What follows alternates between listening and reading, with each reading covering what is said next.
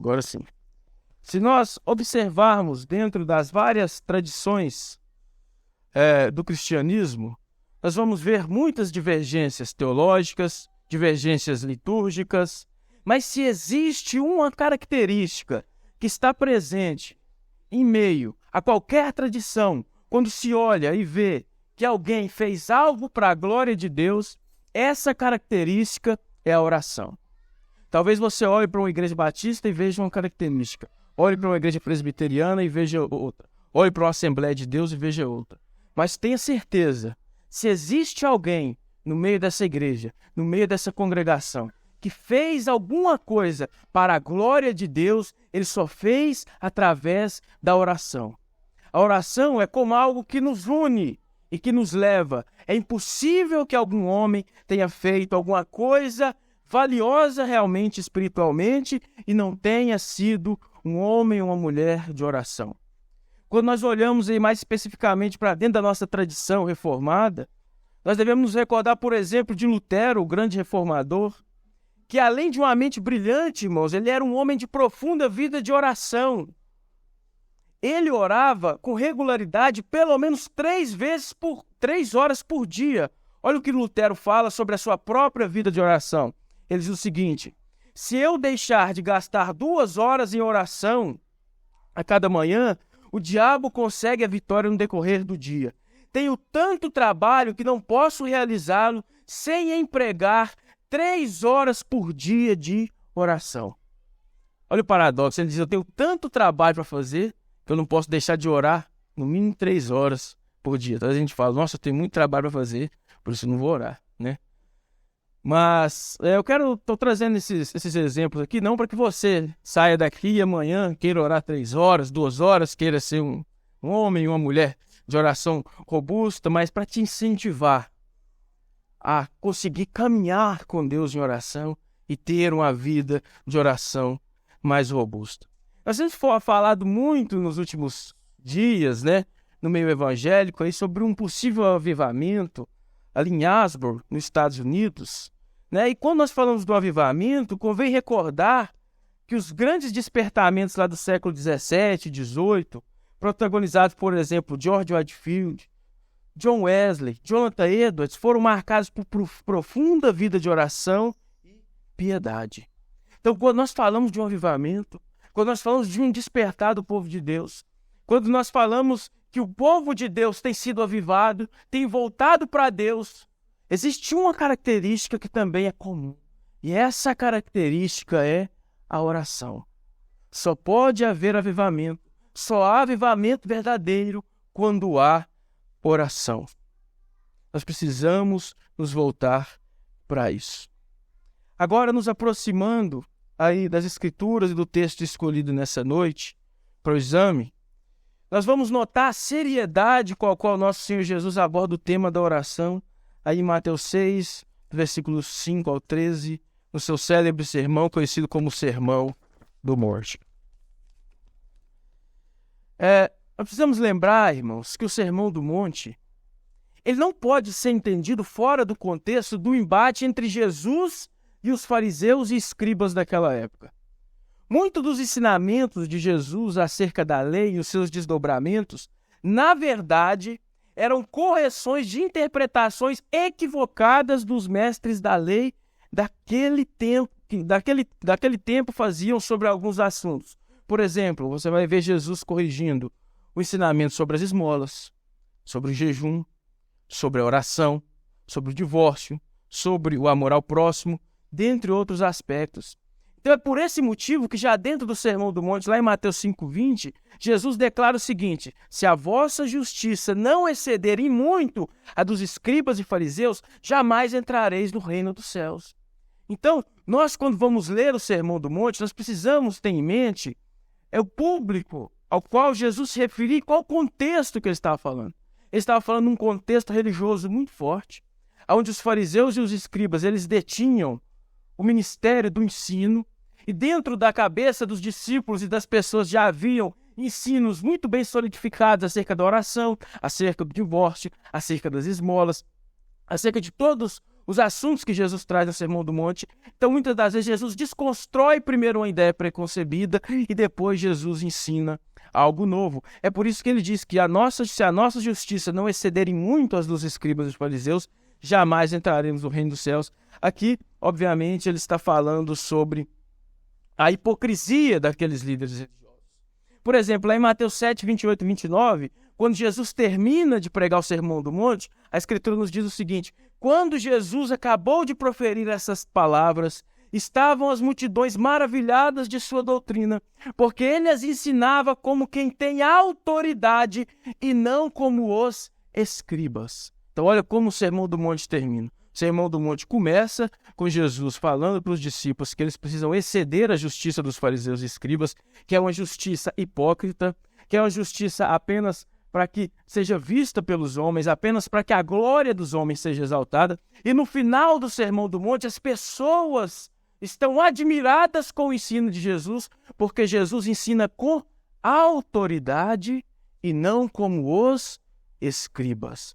Então, antes de adentrar nesse texto, é muito importante que você entenda que Jesus está desconstruindo uma ideia pré-concebida e construindo uma nova ideia, a fim de que as pessoas pudessem entender verdadeiramente quais são os princípios do reino dos céus.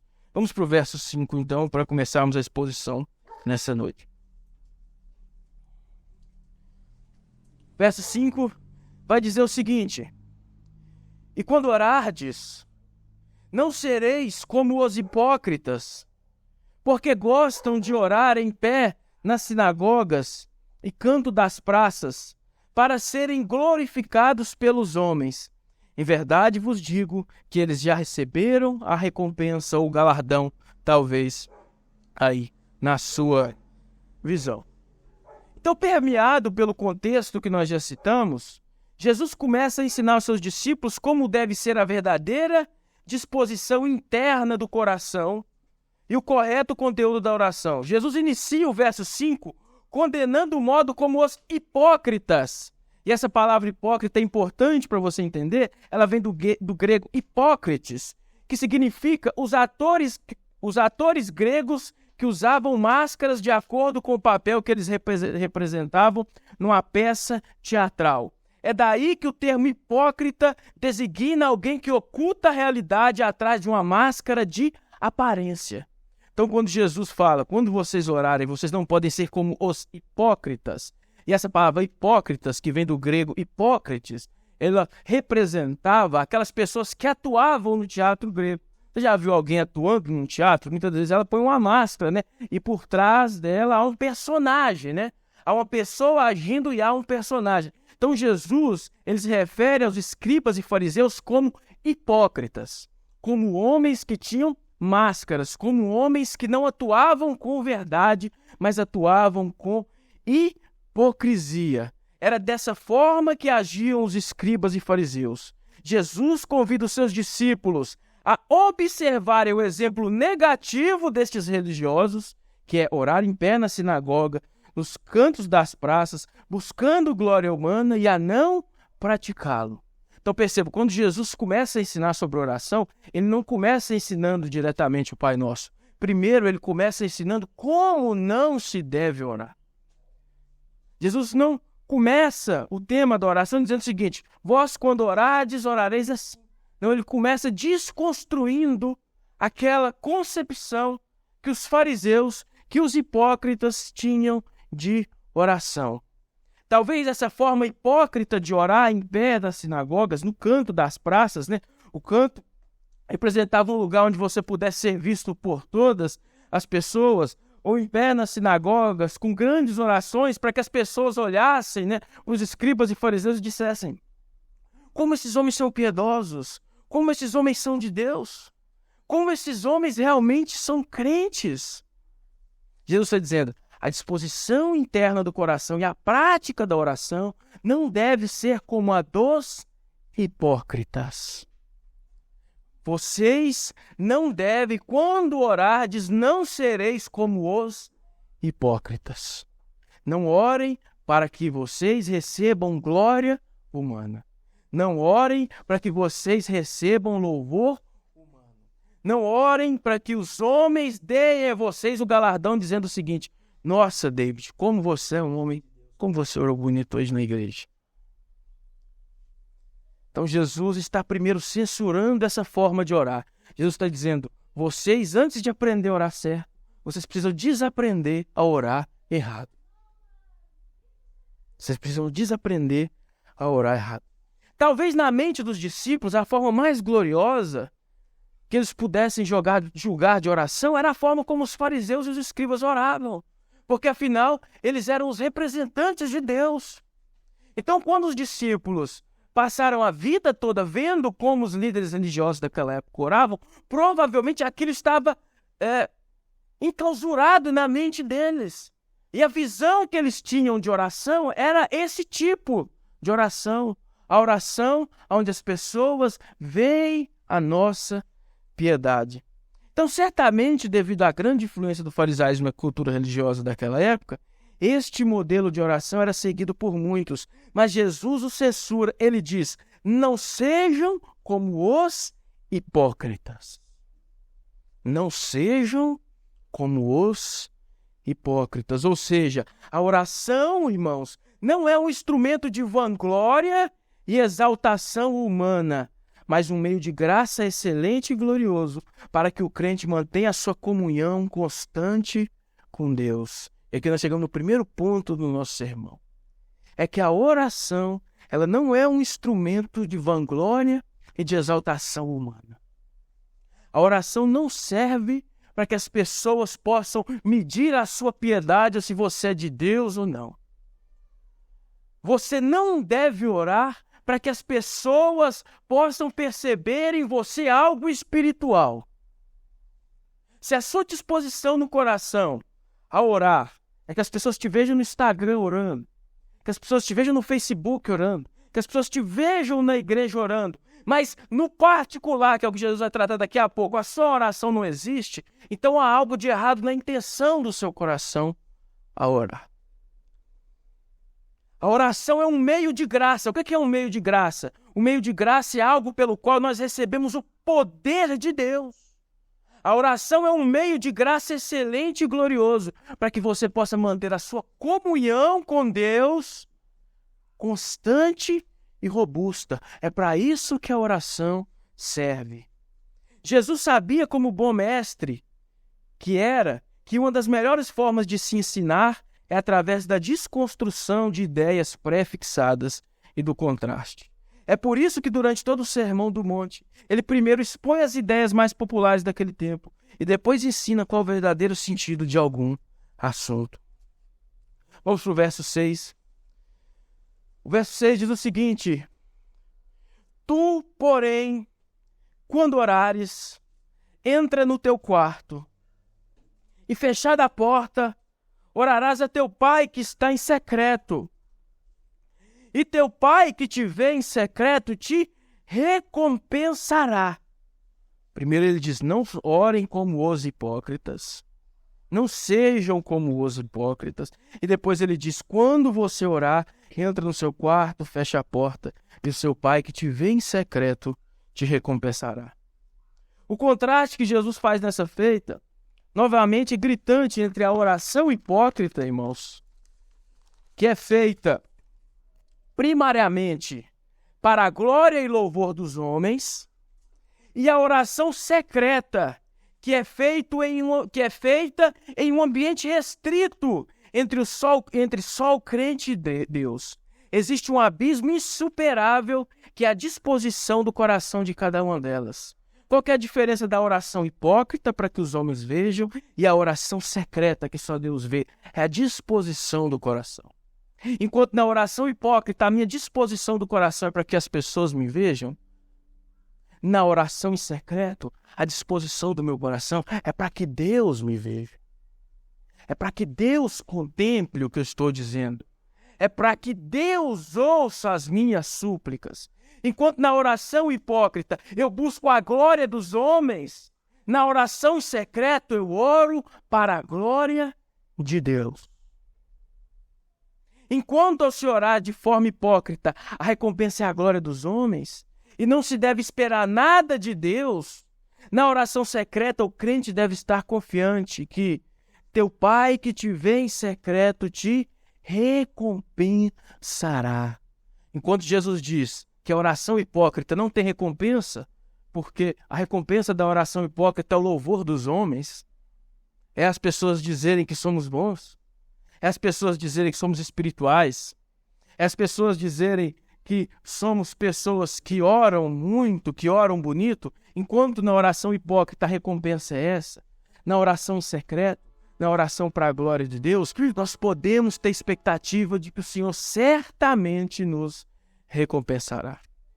É importante, irmãos, enquanto o trem passa aqui, nós entendemos que Jesus aqui, ele não está censurando a oração pública ou congregacional, né? Se Jesus estivesse falando assim, realmente, para a gente nunca orar na igreja, o que nós fizemos aqui, nós pecamos bastante, porque nós oramos muito aqui nesse culto. Então, né? Mas não é isso que Jesus está fazendo. Jesus não está censurando a oração pública ou congregacional, mas sim o sentimento de obtenção de louvor através do exercício espiritual da oração. Você entende? Jesus não está censurando a oração pública. Jesus não está censurando a oração congregacional. Jesus não está censurando a oração que se faz na igreja. Mas ele está censurando, irmãos, a disposição e o sentimento do coração de obtenção de louvor humano. O próprio Jesus orou em público algumas vezes. Por exemplo, quando ele faz a oração sacerdotal, quando ele ora por Jerusalém. Jesus, por muitas vezes durante os evangelhos, ele orou em público. Então não é isso, tá, irmãos? Orar na igreja não é pecado. Orar em público não é pecado. Orar na casa de uma pessoa não é pecado. Mas você precisa tomar muito cuidado com a disposição do seu coração. Se você deseja ser como um hipócrita que recebe a glória humana, ou se você tem orado para a glória de Deus. Ele fala também sobre o retirar-se ao quarto.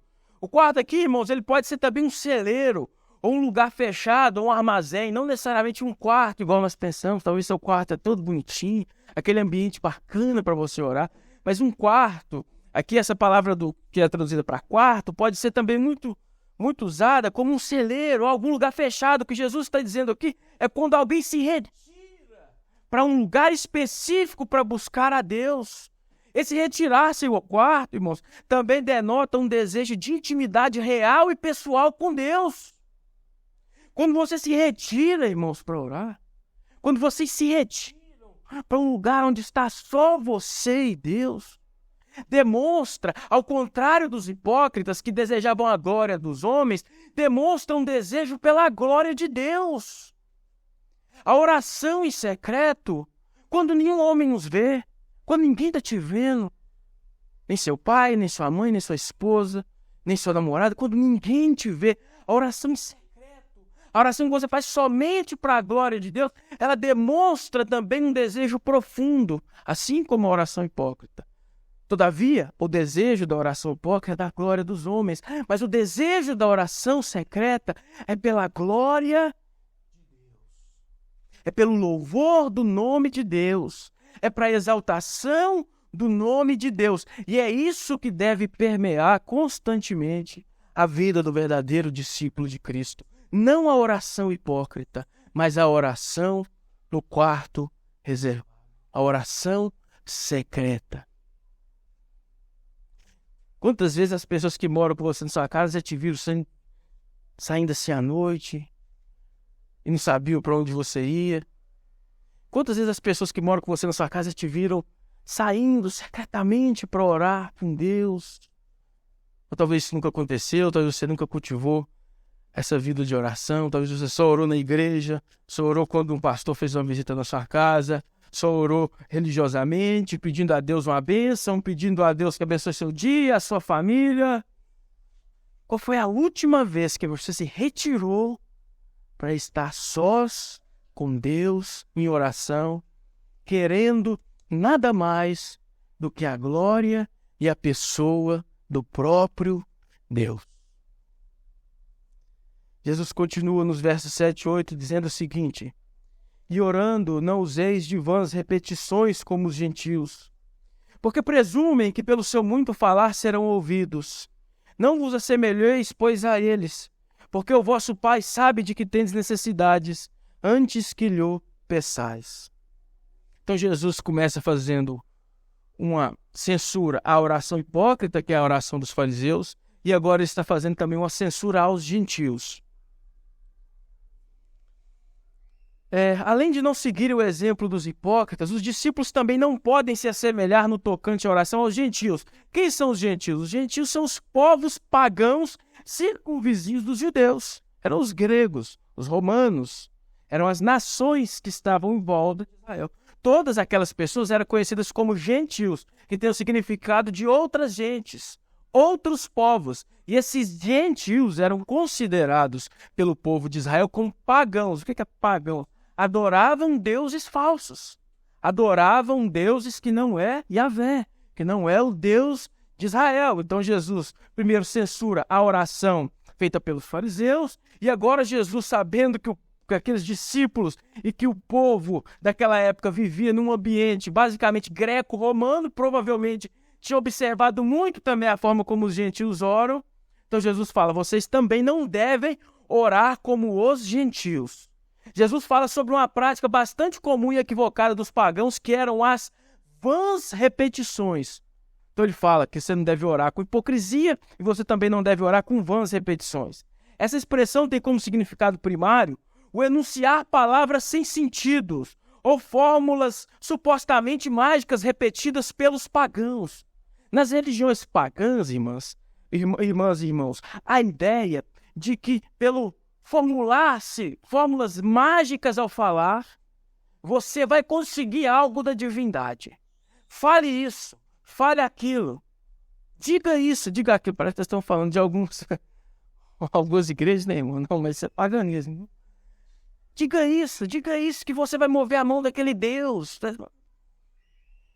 Então, o que acontece? O paganismo, ele é cheio de fórmulas mágicas que as pessoas recitavam naquele tempo, e ainda hoje acontecem, com o objetivo de alcançar alguma bênção daquela divindade. Então, Jesus está falando, vocês não podem ser assim, vocês não podem usar de vãs repetições, vocês não podem ser como os pagãos. Cabe explicar de novo, irmãos, que Jesus não está condenando a oração sincera e que repete os mesmos enunciados. Ele mesmo rogou por 3 vezes para que o Pai passasse dele o cálice da sua ira, utilizando inclusive as mesmas palavras, o que está lá em Mateus 26, 44. Então, orar utilizando as mesmas palavras não é o equívoco. O equívoco é achar que pela utilização dessas palavras você vai conseguir algo de Deus.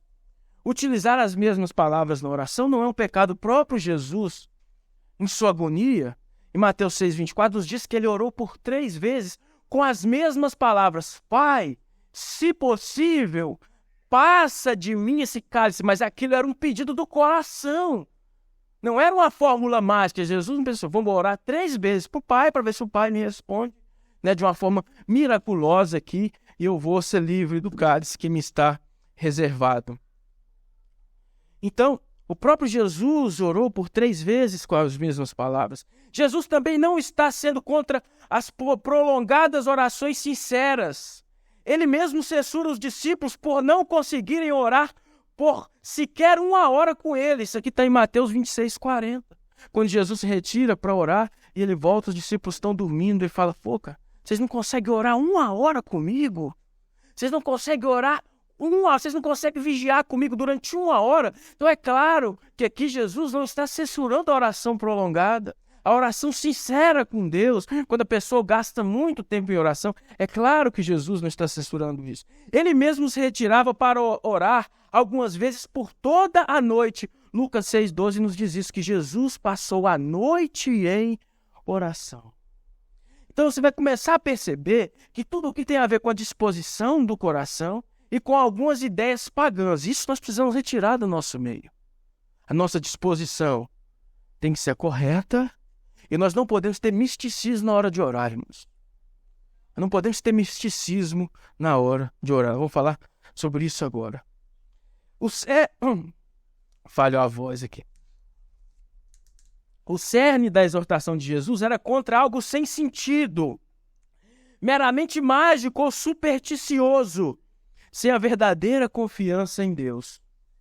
O que podemos encontrar em grandes escalas em nossos dias, por exemplo, dentro do catolicismo, por exemplo, com o rosário, com o terço, com a Ave Maria, dentre algumas outras rezas repetitivas e sem sentidos. Então a pessoa fala assim, o que você precisa para ser perdoado? Vai lá e reza 10 Pai Nosso. A oração do Pai Nosso ensino é pecaminosa. Jesus nos ensinou, inclusive, que ela é a oração modelo. Mas a oração do Pai Nosso feita 10 vezes inconscientemente, sem sentido algum, para que isso serve? Qual o sentido disso? Parece mais uma fórmula mágica. O Pai Nosso não é uma fórmula mágica. O Pai Nosso é uma oração modelo. O Pai Nosso é uma forma de oração. O Pai Nosso revela o caráter de Deus, a glória de Deus, as prioridades de Deus, o reino de Deus. Então, há muito isso dentro do catolicismo, mas não só dentro do catolicismo, irmão. Até dentro do celeiro evangélico tem surgido aberrações desse tipo, como oração forte, oração milagrosa, dentre outras maluquices que são derivadas do paganismo, irmão. Essa ideia de que a pessoa vai lá fazer uma oração forte. Irmão, isso não existe nas Escrituras. Isso é um erro teológico gravíssimo. Isso não existe. Até dentro do nosso meio, essas superstições começaram a entrar e as pessoas começaram a formular fórmulas mágicas. Você vai em algumas igrejas que as pessoas te dão uma fórmula ali para você orar, ou elas te dão objetos para que você leve para sua casa. Isso é paganismo. Isso é o que Jesus chama dos gentios. Não sejam como os gentios. Não deve ser assim que oramos. A oração não é uma fórmula mágica, mas é relação pessoal e deleite na presença gloriosa de Deus. A oração é deleite na presença gloriosa de Deus. É se deleitar na presença de Deus. É usufruir da presença gloriosa de Deus. Os versos 9 e 10 vão dizer o seguinte: portanto, vós orareis assim: Pai nosso que estás nos céus, santificado seja o seu nome, venha o seu reino, faça-se a sua vontade, assim na terra como no céu. Agora Jesus, olha o interessante é que ele usa o portanto. Esse portanto, ele finaliza e conclui a sessão anterior do Sermão do Monte e dá início agora ao que nós podemos chamar de mandamentos positivos acerca da oração. Ou seja, de agora em diante não há nenhuma menção ao que não se deve fazer ao orar, mas somente ao que se deve fazer. Então Jesus primeiro ensina como não se deve orar. Não ore assim. Não orem como os hipócritas, não orem como os pagãos, mas orem assim. Portanto, ele finaliza aquela sessão, vamos dizer, de mandamentos negativos, no sentido de asseverações contra ao que não se deve fazer, e inicia agora uma sessão de mandamentos positivos com o que se deve fazer na oração. O que se deve fazer na oração. E Jesus começa a oração modelo aos seus discípulos tratando de 4 aspectos referentes ao ser de Deus e ao seu reino. Ele vai falar sobre a paternidade de Deus, ele vai falar sobre a santidade do nome de Deus, ele vai falar sobre a vinda completa do reino de Deus. Em quarto lugar, ele vai falar também sobre o estabelecimento perfeito da vontade de Deus.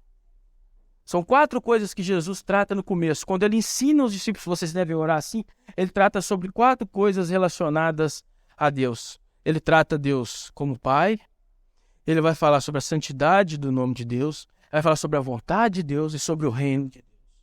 Enquanto a tendência humana natural é tratar a oração como uma espécie de mera petição a Deus por demandas humanas e materiais, Jesus inverte essa lógica e ora a Deus primariamente pelas coisas concernentes ao próprio Deus e não às suas demandas naturais. Jesus inverte a ordem da oração que nós gostamos de fazer. Porque enquanto nós gostamos de orar, aquela oração insípida, insossa e fraca, que é o seguinte, no final do dia: Senhor, obrigado pela minha família, pelo meu pai, pela minha mãe, pela minha casa, abençoa o meu dia de amanhã, me dê um bom trabalho, uma boa namorada, um bom futuro, amém, Senhor? Jesus, ele começa nos ensinando a orar ao contrário. Jesus começa orando falando acerca das coisas de Deus primeiro. Jesus começa falando acerca dos atributos de Deus e da vontade de Deus, da santidade de Deus.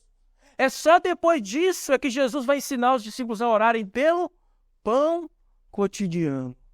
Mas a nossa oração, e o que eu quero que nós possamos entender essa noite, e talvez mudar um pouco o foco da nossa oração, é que nós devemos orar primariamente pela glória de Deus. E Jesus começa falando o seguinte: Pai nosso que estais no céu.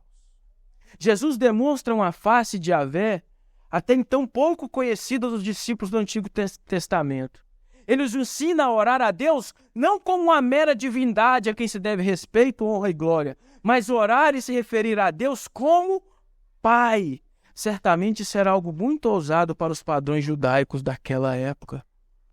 Apesar de haver algumas referências a Deus como Pai de Israel, não é comum que as pessoas se referissem assim a Ele. Jesus literalmente inaugura uma nova estação de relacionamento com Deus.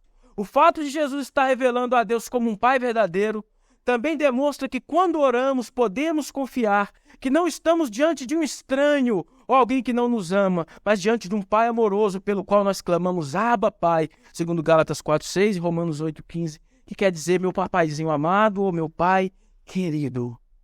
Então Jesus aqui está inaugurando uma nova era de relação com Deus. Irmãos, a doutrina da paternidade de Deus, ou seja, Deus ser o Pai dos cristãos, Deus ser o Pai dos convertidos, ela existe em alguns aspectos no Velho Testamento. Você vai ver que em algumas passagens Deus se revela como o Pai de Israel, mas você nunca vai ver uma oração, por exemplo, de Jeremias, de Ezequiel, de Isaías, de Davi, chamando a Deus de Pai. Eles não tinham essa concepção de que Deus é Pai. Mas Jesus está evolucionando o nosso relacionamento com Deus. Ele está nos dizendo que Deus é tudo aquilo. Deus é santo, onipotente, glorioso, tremendo, justo, eterno, transcendente. Deus é tudo isso, mas Ele também é o nosso Pai. Ele agora está trazendo um ensino novo para os discípulos. Ele está dizendo que estamos diante do nosso Pai. E quando estamos diante do Pai, nós podemos ter confiança de que não estamos diante de alguém estranho, mas de alguém que nos conhece e conhece as nossas necessidades. Irmãos, vamos lá. Quando nós, os crentes, aqui também cabe algum esclarecimento, porque quando nós, os crentes, nos referimos a Deus como Pai, também devemos nos lembrar que a nossa filiação a Deus não é natural ou humana, mas foi conquistada por Cristo Jesus através da sua morte. Isso nos fala em Romanos 8:15, Romanos 8:23. Esse ponto é necessário ser esclarecido porque as Escrituras não tratam todas as criaturas de Deus como filhos de Deus nesse sentido de filiação paternal amorosa. Existe aquele ditado, no mundo: olha, eu vou fazer isso porque eu também sou um filho de Deus. Ah, eu mereço isso porque eu sou filho de Deus. Ah, isso vai acontecer comigo porque eu sou um filho de Deus. Mas será que é isso que a Escritura está dizendo? A Escritura está dizendo que todas as pessoas, que todos os homens são filhos de Deus. Obrigado. Quando nós falamos sobre a paternidade de Deus, nós precisamos entender que a Escritura está falando sobre os convertidos. Porque quando nós tratamos do homem natural, a Escritura, por exemplo, em Efésios 2:3, vai dizer que éramos filhos da ira por natureza. Por exemplo, Efésios 2:1 vai dizer do homem, antes de se converter e se tornar realmente um filho de Deus, vai tratar o homem como morto em delitos e pecados. Em Romanos 3:23, a figura que o apóstolo Paulo nos traz do homem antes da conversão é a de um homem destituído da glória de Deus. Davi vai dizer no Salmo 51, verso 5, que ele foi gerado em pecado. Então a paternidade de Deus, irmãos, não é algo natural, mas é algo que se conquista através de Cristo. O homem, naturalmente, ele é filho da ira, morto em delitos e pecados, destituído da glória de Deus, gerado em pecado. Isso, homem, você tem uma concepção muito baixa do homem sem Cristo. Sim, Por isso nós estamos plantando uma igreja, porque nós queremos converter pessoas. O homem sem Cristo não é um filho de Deus no sentido dessa filiação paternal, amorosa de Deus. Portanto, a paternidade de Deus é benefício exclusivo daqueles que estão em Cristo, se arrependeram dos seus pecados e nasceram de novo. A paternidade de Deus é benefício exclusivo daqueles que estão em Cristo, que se arrependeram, nasceram de novo pelo poder do Espírito Santo. Mas isso não é inclusivo. Isso é algo que vai deixar as pessoas chateadas. Isso é algo que não vai atrair pessoas a essa igreja, não, irmãos. A pregação clara e limpa do Evangelho sempre alcançará os seus objetivos. Segundo ponto, eu vou caminhar aqui, que eu não quero tomar muito tempo dos irmãos, é que Jesus diz também: santificado seja o seu nome. Então Jesus nos revela através da oração modelo, não somente a face paternal de Deus, mas também a sua face santíssima. O mestre é claro em ensinar que devemos rogar para que o nome de Deus seja sempre santificado. Primeiro ele revela Deus como Pai, então ele fala sobre o atributo da paternidade de Deus, depois ele revela Deus como Santo, ele fala sobre o atributo da santidade de Deus, e ele fala que para que nós possamos orar, ou seja, para que nós possamos rogar, para que o nome de Deus seja santificado. Para que o nome de Deus seja santificado. E cabe-se fazer alguns esclarecimentos aqui, irmãos, porque o nome nas Escrituras, o nome, não representa apenas uma palavra que designa uma pessoa, mas a própria pessoa em si. Deixa eu explicar isso melhor para vocês. Quando nós dizemos que o nome de Jesus tem poder, não estamos dizendo necessariamente que o substantivo próprio Jesus é poderoso. Afinal, milhares de pessoas já possuíram ou possuem este nome. Antes estamos dizendo que o próprio Jesus, o Cristo, o Messias, tem poder. O nome, naquela cultura, representa a própria pessoa, não somente um nome. Então, quando o Senhor Jesus nos ensina a orar para que o nome de Deus seja santificado, Ele está nos ensinando a orar para que a pessoa de Deus seja sempre santificada nas nossas vidas, nos nossos relacionamentos, dentro das nossas casas, no nosso trabalho, que por onde nós passarmos, Deus seja conhecido como um Deus santo. Para que as pessoas olhem para nós e vejam que o Deus que nós servimos é um Deus santo. Santificado seja o seu nome, santificado seja a sua pessoa. E esse exemplo é importante, porque quando nós falamos do nome de Jesus, não é o nome de Jesus que tem poder, irmãos. Não é o nome de Jesus. Várias pessoas já tiveram o nome de Jesus.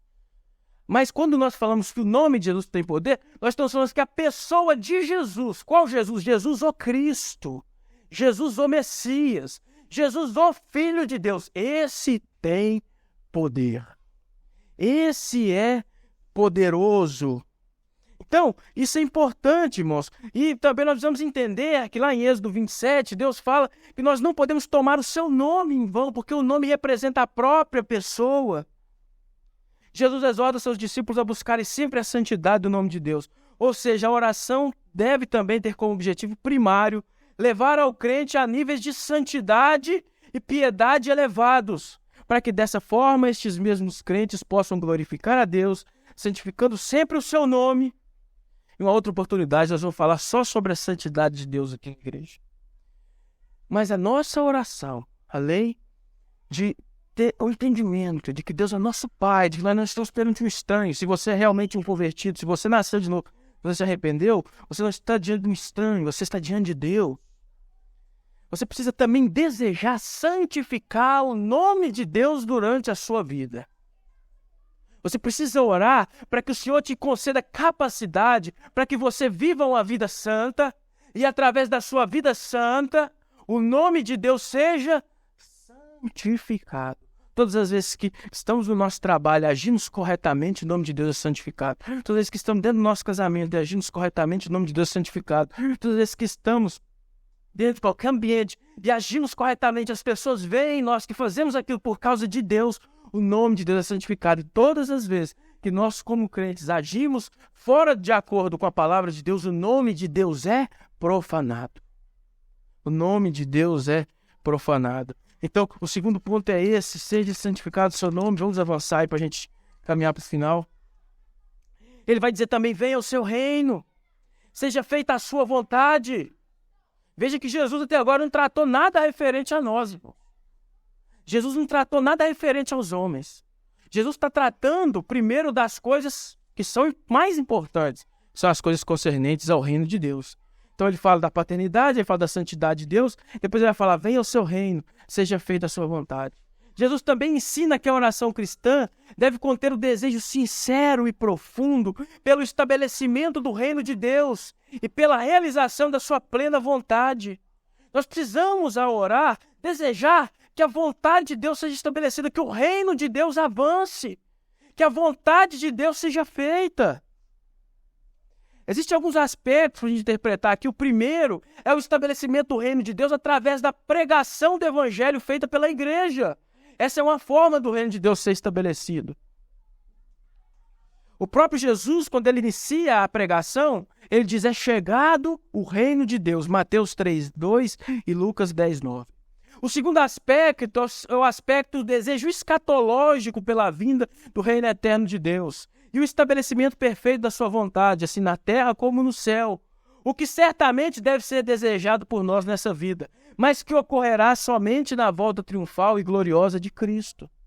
Então existe um aspecto do estabelecimento já da vontade de Deus e existe um aspecto do estabelecimento da vontade de Deus que é o desejo pelo estabelecimento do reino de Cristo neste mundo, que é através da volta de Cristo. Quando nós oramos para que a vontade de Deus seja feita na terra como ela é feita no céu, que ela é feita plenamente, obviamente isso deve ser um desejo sincero do nosso coração, mas nós sabemos que isso não acontecerá até que Cristo volte.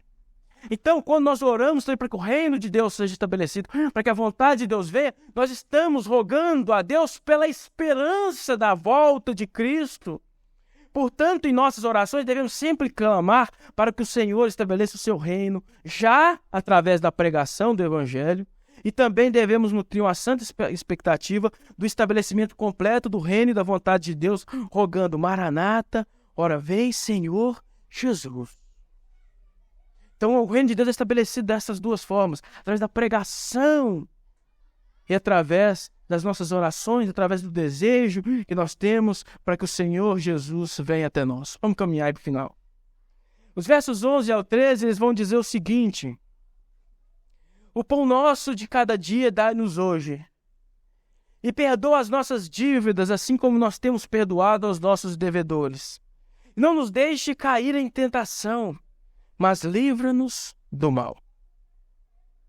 Enquanto as 4 primeiras sentenças da oração de Cristo dizem respeito às coisas relacionadas ao caráter de Deus e ao seu reino, as últimas 3 nos falam acerca das necessidades humanas: o pão cotidiano, o perdão das dívidas, que aqui representam os pecados, e 3, o livramento do mal ou do maligno. O pão é o símbolo das nossas necessidades cotidianas, mais propriamente das alimentares. Jesus legitima esse tipo de petição. É correto quando o crente roga a Deus para que ele tenha suas necessidades supridas. Isso é bom, isso é correto. O que não é correto é enfatizar demasiadamente na oração a Deus algo além do pão cotidiano. Jesus está nos ensinando a orar, a rogar a Deus pelo pão cotidiano, irmãos. Deus pode até nos conceder e muitas vezes concede muito mais que o pão cotidiano, não é verdade? Mas o exemplo de Cristo nos ensina a estarmos contentes e confiantes na provisão cotidiana necessária promovida por Deus, que é Pai. Enquanto, irmãos, em muitos lugares as pessoas estão ensinando as pessoas a rogarem a Deus para que sejam ricas, para que sejam prósperas, para que sejam grandes no mundo, para que estejam entre os príncipes da terra, para que eles sejam nesse mundo exaltado. Jesus está nos ensinando a orar pelo pão cotidiano. Jesus não está nos ensinando a orar pela BMW cotidiana. Ok? Deus, irmãos, Ele muitas vezes nos dá muito mais do que o pão cotidiano. E glória a Deus por isso. Mas o fato de Jesus enfatizar o nosso pão cotidiano, deve nos levar à dependência dele. Eu dependo de Deus todos os dias da minha vida.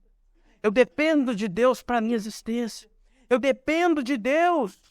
Então cuidado com esses ensinamentos que mandam você pedir para Deus coisas loucas, mirabolantes. Sai fora disso. Isso nos ensina a estarmos confiando na provisão cotidiana, porque Deus é o nosso Pai. E o Pai sabe o que o Filho precisa. A oração deve também conter o que nós chamamos de oração de arrependimento. E é justamente isso que Jesus quer nos levar a refletir quando ele diz: sejam perdoadas as nossas dívidas. Aqui o Mestre nos ensina a sempre rogarmos pelo perdão de Deus. Obviamente, nossas dívidas para com Deus não são monetárias, né, irmãos? Mas morais e espirituais. Portanto, a oração também deve ser uma expressão de profundo arrependimento e quebrantamento por nossos pecados e falhas. Quando Jesus nos ensina a orar, pedindo a Deus para perdoar as nossas dívidas, lá em Lucas, o correlato desse de Mateus já vai usar a palavra perdoa os nossos pecados, mas em Mateus é usado perdoa as nossas dívidas. Mas é claro, irmãos, que a nossa dívida com Deus não é monetária. Ninguém aqui deve para Deus dinheiro. Ninguém aqui deve para Deus dinheiro. Se eu devesse para Deus dinheiro, o que eu ia fazer? Eu não ia ter como nunca pagar. Se todos os pecados convertessem em dinheiro que você devesse para Deus, você nunca ia conseguir pagar, né, irmão? Mas graças a Deus não é. Graças a Deus não é assim. Mas as dívidas aqui representam os pecados. E Jesus nos ensina a colocar também na oração aquilo que nós chamamos de oração de arrependimento.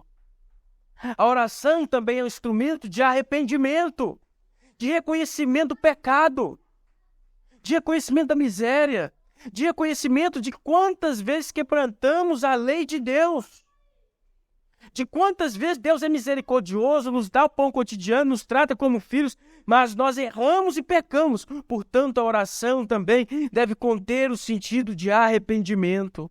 Um bom exemplo disso é o publicano no templo em Lucas 18:13, quando ele diz: ó Deus, tem misericórdia de mim, pecador. A oração também deve conter isso. Último ponto da oração do Pai Nosso ensinado por Jesus: a rogarem pelo livramento das tentações e do mal, que é a mesma palavra usada para o maligno.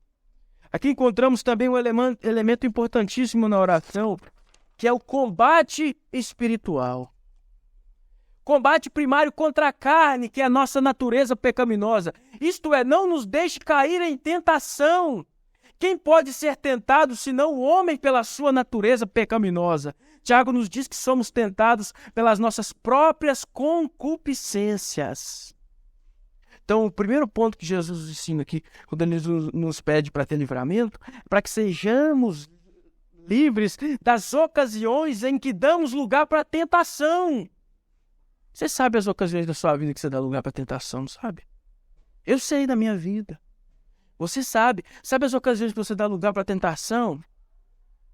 Para que a carne te domine, para que a concupiscência, para que o seu coração pecaminoso, coxum, possa levar o pecado à sua consumação e isso entristecer o Espírito Santo, você sabe. Jesus está dizendo: livra-nos, vocês devem orar para serem livres desses momentos. Livrai-nos, não nos deixe cair em tentação. E quem é tentado, irmãos? Quem é tentado? Somos nós, é a nossa natureza pecaminosa, não é? Somos nós mesmos. Somos nós que somos tentados. Então não nos deixe cair em tentação. Tiago nos diz que somos tentados pelas nossas concupiscências. O que são as concupiscências? São os desejos da natureza humana caída. E é contra essas concupiscências que devemos de dia e de noite lutar com Deus em oração para vencê-las. A Escritura nos diz: andai em espírito e não cumprireis as concupiscências da carne. Como não cumprir as concupiscências da carne? Como ser livre? Não nos deixes cair em tentação como? Andando em espírito.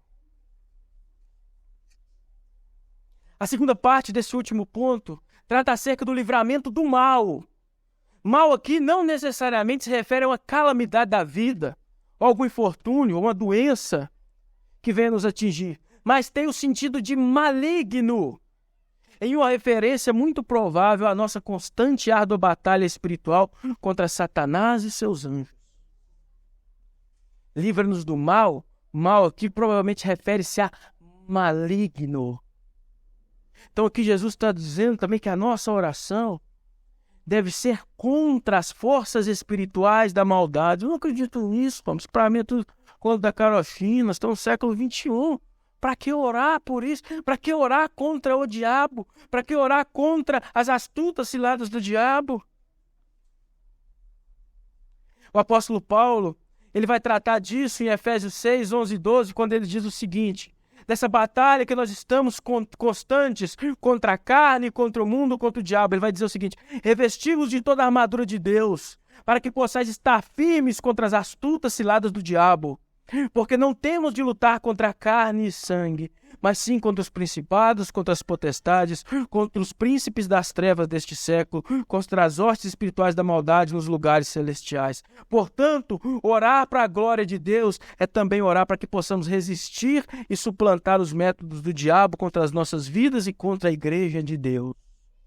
A oração também tem esse sentido de orarmos para que o Senhor nos livre das astutas ciladas do diabo. Repare que Jesus liga muito bem a questão da tentação e do diabo.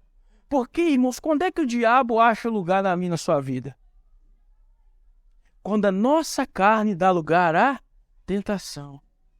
Quando vem a tentação e a sua carne cede, ali você deu uma brecha para que talvez o diabo envergonhe o nome de Deus, te leve a situações complicadas, possa trazer infortúnios sobre a sua vida. Quando estamos fortes espiritualmente, não damos lugar à carne, o diabo não tem poder algum sobre nós. É a tentação consumada no pecado que abre espaço para que o diabo haja. Então, primeiro precisamos mortificar a carne.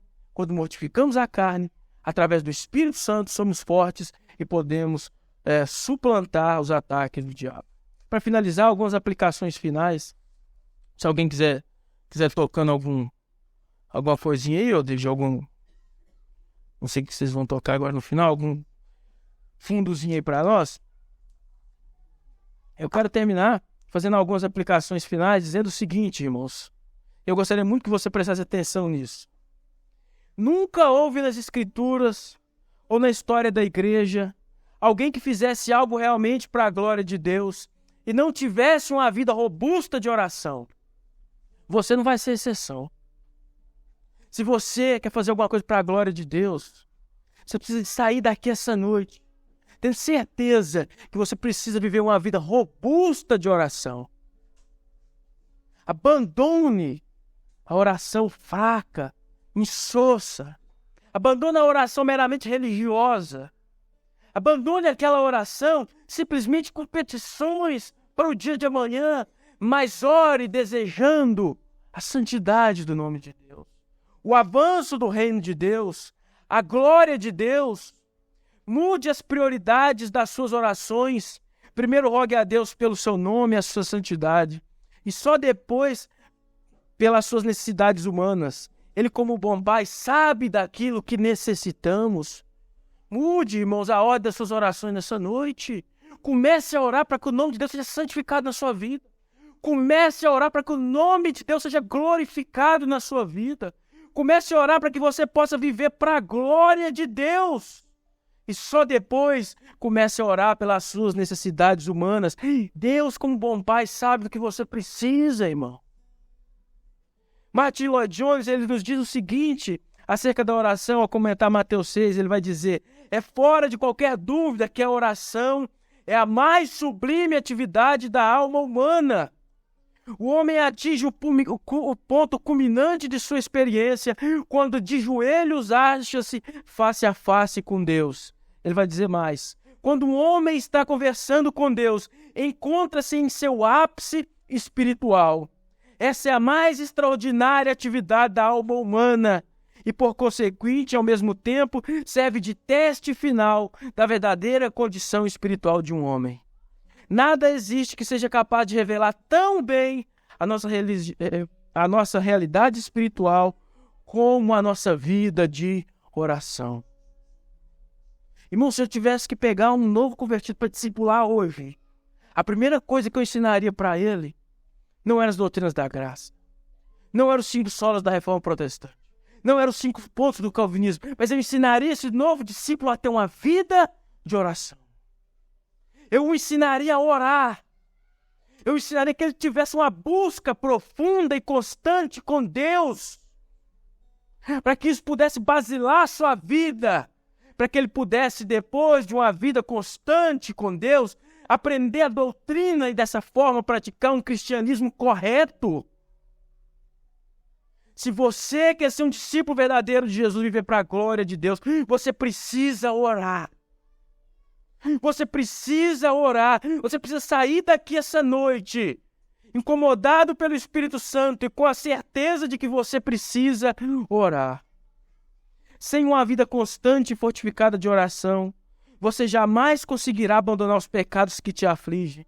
Sabe por que você não consegue abandonar esse pecado que te convive com você há tanto tempo, meus irmãos? Sabe por quê? Porque você não consegue orar adequadamente. Não existe pecado que seja maior do que o poder da graça de Deus, irmãos. Então, você quer dizer, não consigo abandonar um pecado, não consigo abandonar essa prática. Você está dizendo, eu acredito que o pecado é mais forte que a cruz de Cristo, mas não é. A graça de Deus é mais poderosa do que o pecado. Quer abandonar o pecado, irmão? Você quer sair fora desse pecado que te enlaça há quanto tempo? Ore. Não existe um homem na Bíblia que caiu e que estava em oração. Todos os grandes santos da Bíblia que caíram negligenciaram a oração. Quer vencer o pecado? Quer suplantar o pecado? Quer destruir o pecado na sua vida? Ore, não tem outro caminho. Não tem outro caminho.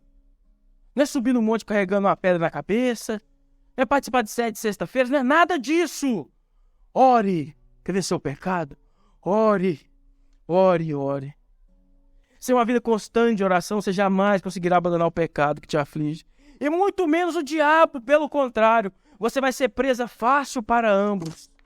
Se você não tiver uma vida de oração, você vai ser uma presa fácil para o pecado. Primeiro, o leão que existe dentro de você, que é a sua natureza pecaminosa, vai te dominar, vai te derrotar, vai te destruir.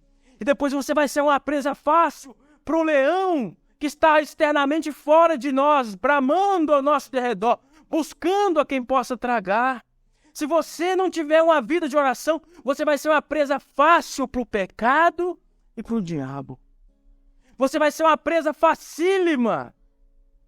Mas se você orar, se essa noite você sair daqui com a consciência de que você precisa gastar tempo com oração a Deus, de que você precisa abandonar uma vida de oração morta, meu irmão, a sua vida vai ser transformada pelo poder de Deus. Abandone essa noite, em nome de Jesus Cristo, sua vida de oração monótona e meramente religiosa. Mergulhe nos rios da oração abundante. Experimente o derramar do Espírito Santo do poder de Deus. A W. Tozer dizia o seguinte: Deus não se curvou aos nossos métodos modernos e imediatistas. Se um homem deseja conhecer a Deus, deve dedicar-lhe tempo, muito tempo. Irmãos, Deus não é o WhatsApp. Deus não é o Instagram. Deus não é o YouTube. Você com um clique acessa. Você quer conhecer a Deus? Você precisa dedicar-lhe tempo. Quanto tempo? Muito tempo. Quanto tempo eu devo orar, Romulo? A Escritura não nos diz isso. Você deve orar 1 hora, 2 horas, 30 minutos, 40 minutos. A Escritura nos diz que nós precisamos orar abundantemente. Orar no Espírito, orar em todo tempo, orar sem cessar. Você precisa progredir na sua vida de oração. Se um ano atrás você orava 20 minutos e você continua sendo crente, esse ano você precisa orar 40. Ano que vem você precisa orar 1 hora. Você precisa avançar em oração. Você não quer ter um emprego melhor? Você não quer casar? Não quer realizar seus sonhos? Você não quer melhorar na vida? Porque você não quer crescer na sua vida de oração. Porque você não quer conhecer mais a Deus. Corandeu, irmão, pode ser só um lema. Ah, eu sou de uma igreja reformada, uma igreja que fala sobre estar sempre diante de Deus. Mas e daí se você não está? Serve para quê? Para nada. Se você deseja conhecer a Deus, você precisa dedicar-lhe tempo. Muito tempo. Precisa dedicar tempo a Deus em oração. Muito tempo. Você precisa viver em intimidade constante com Deus. Isso é orar para a glória de Deus, irmãos. Isso é orar para que o reino de Deus seja estabelecido. Isso é orar para que a vontade de Deus seja feita. Isso é orar para que o nome de Deus seja santificado. Vamos ficar de pé para que nós possamos finalizar essa palavra essa noite. Senhor Deus, em nome de Jesus, Pai. Senhor, nós queremos orar, Senhor. Nós aqui sabemos de tantas coisas, Deus, relacionadas à doutrina, à história da igreja. Nós sabemos tanto de livros, Pai, de coisas que enchem as nossas mentes, mas quantos de nós aqui realmente têm uma vida de oração, Senhor? Quantos de nós realmente têm uma vida de oração, Senhor? Som do nosso coração essa noite, som da nossa mente, derruba os gigantes do entretenimento, Pai. Derruba os gigantes, Pai, que combatem, Deus, contra uma vida de oração. Seja a internet, seja, Deus, um shopping, seja o que for. Nos faz, Senhor, buscar em primeiro lugar o Seu reino, a Sua vontade. Nos ajuda a vencer o pecado através da oração, através do poder do Espírito Santo. Ajude essa igreja a ser uma igreja que ora, Senhor.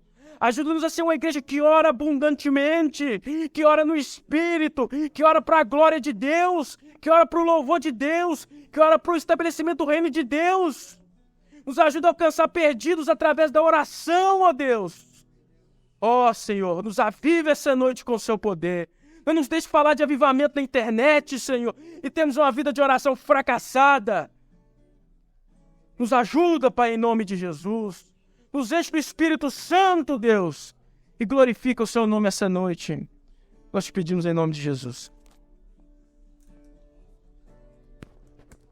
Through God is so sad and hurt for the precaution.